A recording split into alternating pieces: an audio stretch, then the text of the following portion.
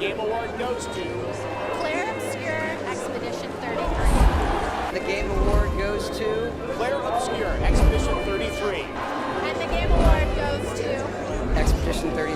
The Game Award goes to The Game Award goes to Game of the Year, Clair Obscur, Expédition 33.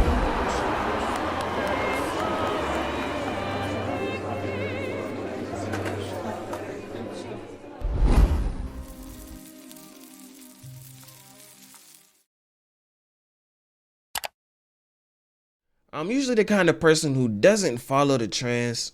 If everyone goes left, I'm going right just to see what else there is. With all the love and praises the game got, I wasn't even gonna play it at first, cause there's no way it's really that good, right? But I came into it on 10, looking for anything to criticize, any reason to dislike it. I came in as a hater essentially. I found what I was looking for, but I also found a lot of other things, and let me break it down for you.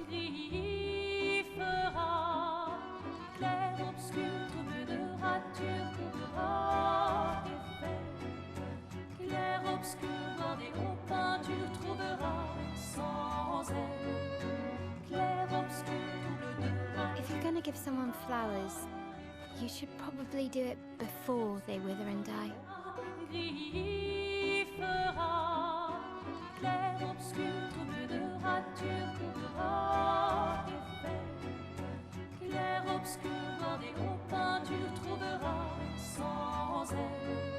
For those who come after.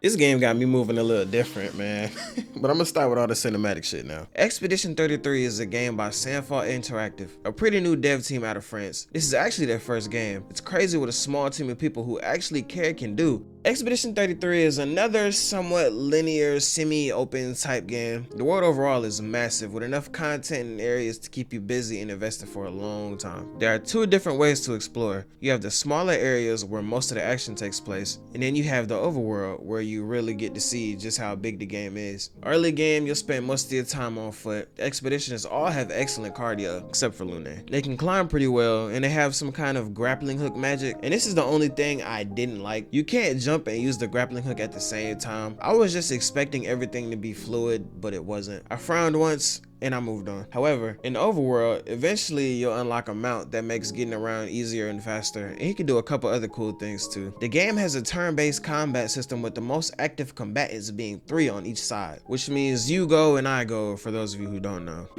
A lot of people might find this kind of combat boring, but Expedition 33 offers many ways to stay engaged. On offense, there's quick time events where you have to push the buttons as they pop up on screen. If done correctly, your attacks do extra damage. If you mess up, some of your attacks might just fail altogether, but you can turn this feature off if you suck at gaming. And on defense, as far as I know, every attack can be dodged or parried in some way. You really have to pay attention because different attacks call for different counters. It is a pretty tight window to do it right. Parrying is much more rewarding. If you parry attacks perfectly, you'll do a counter attack. I'm not sure if dodging has any comparable benefit besides the window for it being larger than the parry window. I might have dodged a handful of attacks during my playthrough, but parries?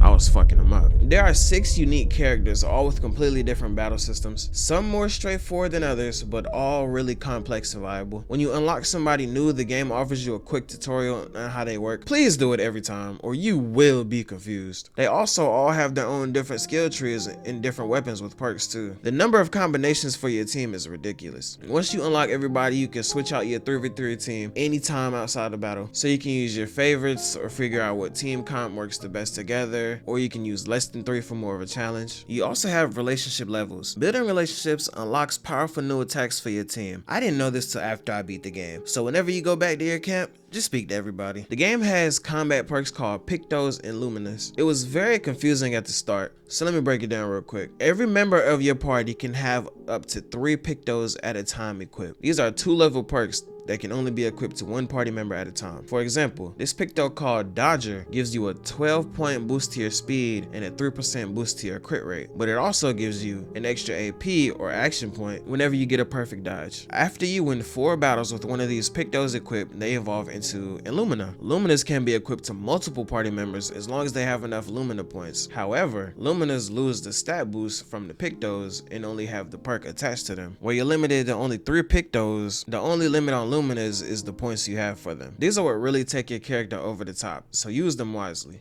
There's a pretty good variety of enemy types with good designs. They come in all shapes and sizes, some more annoying than others, but I wouldn't say any of them are too hard to beat. The bosses are a different animal. The boss battles actually feel grand, like a spectacle. They were just amazing to see, and they were a lot more challenging. Not impossible, but a big step up from the regular fights. And the soundtrack was just the icing on the cake. It was grand, it was powerful, it was upbeat, it set the tone for everything, and it was amazing. So amazing, in fact, it's even doing numbers like on Spotify, getting millions of plays. And if I'm not mistaken, I heard they're coming out with a TV show or a movie. Imagine they win Game of the Year, an Oscar, and a Grammy. That would be insane. And the game ran so well. It never stuttered, it never crashed, never had any crazy FPS drops. The only time anything happened performance-wise was towards the end. A battle didn't restart how it usually did, and I had to close out. One hiccup in 40 hours of play, I can't complain a bit. And to top it all off, it was so much fun. I had to force myself to beat a lot of games, but this one, I would lock in, and next thing you know, 5 hours passed. The gameplay was great.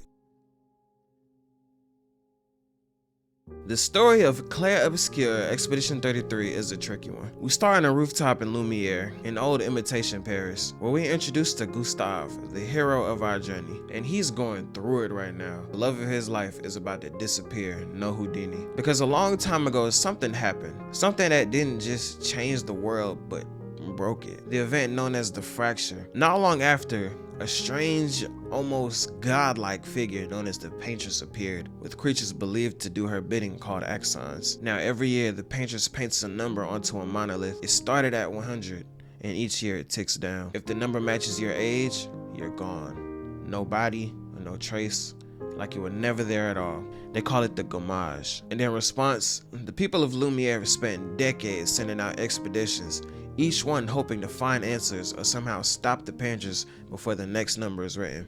None of them have made it back. And now it's time for Expedition 33. Gustave joins because if something doesn't change, he will be a part of the next gommage. This expedition goes left quick. As soon as they touch down outside of Lumiere, they come across an old man wearing the same uniform as them. A survivor, maybe? As soon as they go to make contact with the man, almost the whole team is slaughtered. Who is this man? He looks like one of us. Why is he attacking us? And why is he so powerful? The survivors are split up across a strange island and now need to regroup and keep moving forward. But with something like this happening so soon, morale is at an all-time low, and the task ahead seems impossible. Lost in this strange world, there's no telling what awaits Expedition 33. I just gave a quick rundown of what's going on in the early game. That is just the tip of the iceberg. Believe me when I say it gets so much deeper. I was completely lost, pretty much just going through the motions till about 2/3 of the way through the game. That's when things started to click and make some sense, just to turn around and be completely confused again by the end. Then the epilogue makes it all come full circle. Definitely one of the hardest games to follow I've ever played. You'll still be confused in the end, but it's like a confused understanding. You get it? But you don't. Or maybe that's just me. All in all, Expedition 33 was really an amazing game. Is it worth all the praise and awards? I believe it is. This game ranks very high on my all-time list, and it's a bit shocking. I came in looking to hate, and I fell in love. Expedition 33 is a real masterpiece in gaming. If you are a real gamer, this is a must play. It retails for $50, which is cheaper than everything else coming out right now. So unless you're broke as fuck, there's no excuse. You have to experience this game.